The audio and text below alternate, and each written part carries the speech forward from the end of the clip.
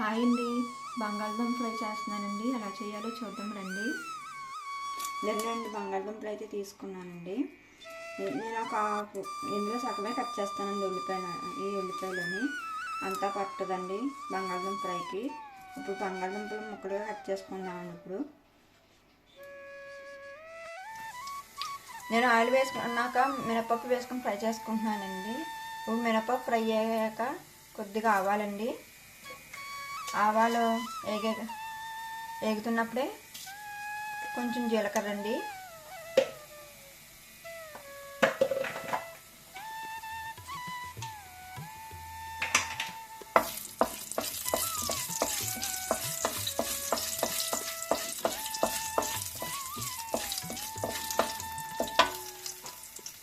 కొంచెం కరివేపాకండి.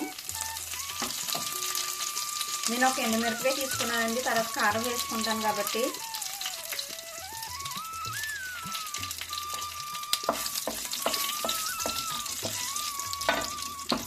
ఇప్పుడు నేను ఉల్లిపాయ ముక్కలు ఇలా చిరుకులుగా చేసుకున్నానండి. ఇలా చేసుకోవాలండి.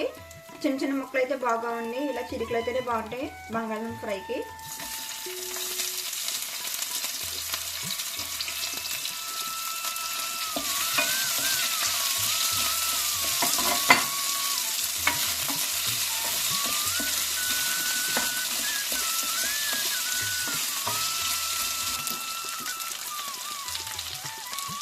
నేను స్కిన్ పీల్ చేసేసండి బంగాళదుంప ముక్కలకి ఇలా ఈ సైజులో ముక్కలు అయితే కట్ చేసుకున్నానండి. కట్ చేసుకుని వాటర్లో వేసుకోవాలండి, లేదంటే కలర్ చేంజ్ అయిపోతాయి. ఈ ఉల్లిపాయ ముక్కలు ఫ్రై అవ్వక్కర్లేదండి, బంగాళదుంప ముక్కలతో ఫ్రై అవుతాయి. ఇప్పుడు బంగాళదుంప ముక్కలు వేసేసుకున్నానండి ఇందులో.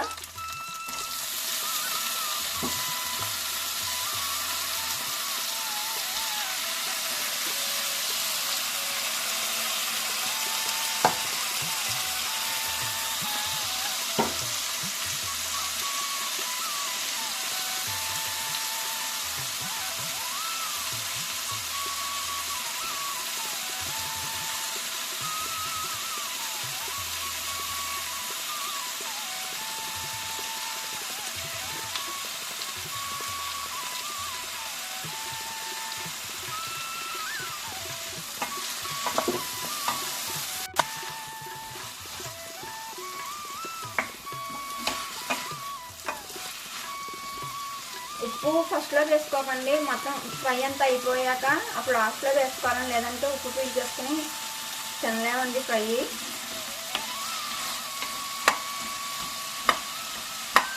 బంగాళదుంప ముక్కలు ఎక్కువ ఉప్పు అయితే పీల్ చేసుకుంటాయి కాబట్టి ఉప్పు ఫస్ట్లో వేసుకోకుండా లాస్ట్లో వేసుకుందాము. ఇప్పుడు మూత పెట్టేసుకుందామండి. మధ్య మధ్యలో కలుపుతూ ఉండాలండి, లేదంటే అడుగంటేస్తుంది ఫ్రై. మూత పెట్టేసుకుందామండి. ఫస్ట్ ఇప్పుడు ముక్కలు మగ్గిపోయినాయండి.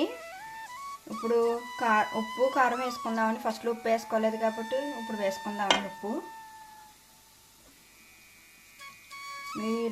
మీకు టేస్ట్ తగ్గ ఉప్పు వేసుకోండి.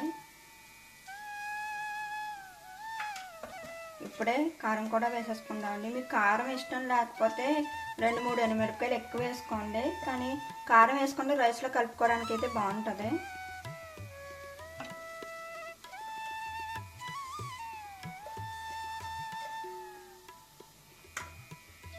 ఇప్పుడు కారం ఉప్పు కలిపేసుకుందామండి. గ్యాస్ సిమ్లో పెట్టి వేసుకోండి ఉప్పు కారం, లేదంటే కారం బర్న్ అయిపోతుంది. అయిపోయిందండి, గ్యాస్ ఆఫ్ చేసేసుకుందాము. ఈ వీడియో కానీ మీకు నచ్చినట్లయితే ప్లీజ్ లైక్, షేర్, సబ్స్క్రైబ్ చేసుకోండి.